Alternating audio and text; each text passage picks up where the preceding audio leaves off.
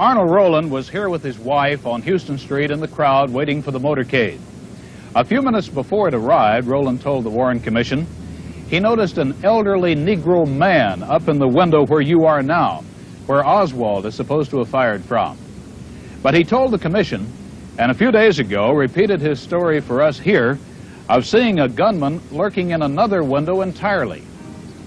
I just looking around and we noticed a man up in the window, and I remarked to my wife, tried to point him out, and remarked that he must be a security guard, Secret Service agent. The window then that you're referring to is on the opposite end of the building from where the main entrance to the building is. Yes, it is on the other side of the building. And he had a rifle. It looked like a high-powered rifle because it had a scope which looked in relation to the size of the rifle to be a big scope. Not very far from the Rowlands was Mrs. Carolyn Walther. Mrs. Walther says that she saw two men with a gun in the book depository. I looked at this building and I saw this man with the gun, and there was another man standing to his right, and I could not see all of this man, and I couldn't see his face. And the other man was holding a short gun. It wasn't as long as a rifle.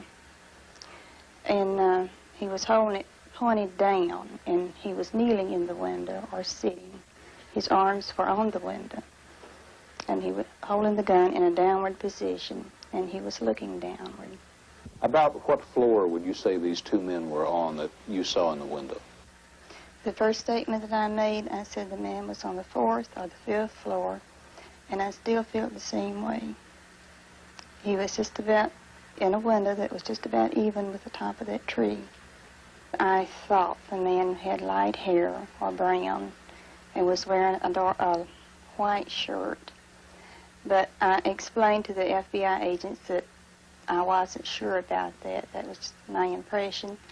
I'm thinking about it later, that I thought that was the way the man was dressed. Now, what about this other man who was in the window? This other man was wearing a brown suit, and that was all I could see was half of this man's body, from his shoulders to his hips.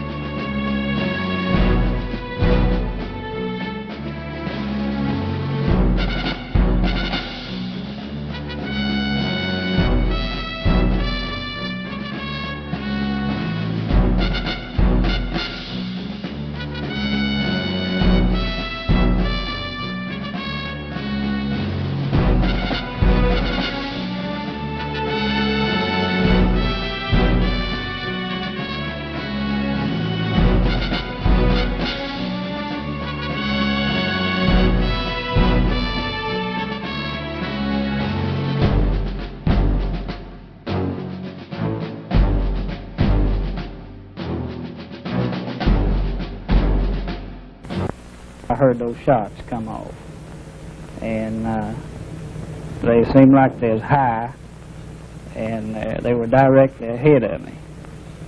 And as I tried to figure out where they came from, and the building that I had in mind was directly ahead of me, and that was the Texas Book Depository building. As I entered the building there, I asked some of the people that were standing around there where the stairs or elevator was. And there was a man that spoke up and said he was the building manager and he'd show me. I realized that he didn't know the layout of the building, so I ran in with him. It was just a matter of seconds after the third shot, and we ran across the shipping room floor, stopped at the elevators. And we couldn't get that service elevator working, and he said, well, we use the stairs. And he turned around and immediately went up the stairs. We ran on up the first flight to the second floor, and the officer looked in the snack bar adjacent to our office. And I kind of looked off to the right over there through a doorway and saw an image of a man walking away through that doorway. And when I got to the doorway, he was on down there a little bit, and I hollered at him and asked him to come back. The officer with me had a gun in his hand, and he threw the gun toward the middle of Oswald, and he looked probably a little startled, like anybody else would if you just put a gun in his stomach all at once, which I thought was natural. But I turned around and asked him if the man worked for him, and if he knew him. And he said, yes, says he works for me, and I know him. And at that time, the man never did say anything. I never did say anything further to him. I turned around and went on up the stairs to the third floor. And this man that you saw later turned out to be Lee Harvey Oswald. Yes, sir, he did.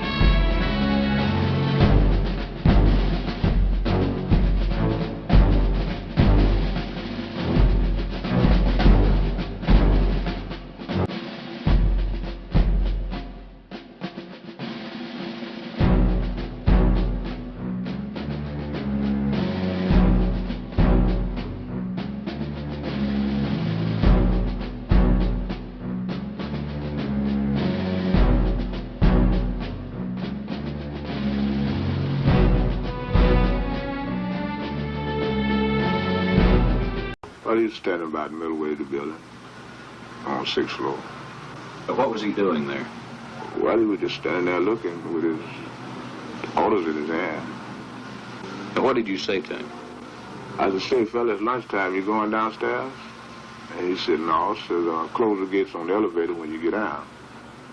Well, I was, kind of excited, wanted to see the parade, so when I got downstairs, I really forgot it. I just rushed on off and went on out to light. This would be about what time? Well, about 1 or 2 minutes after 12.